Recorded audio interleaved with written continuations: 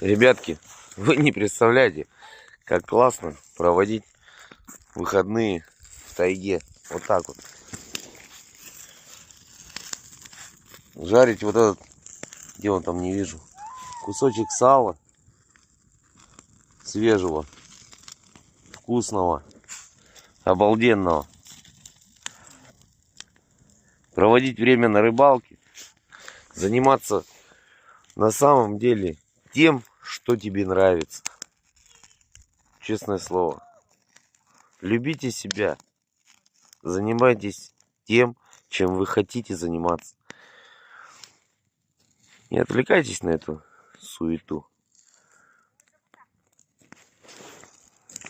Всем спасибо.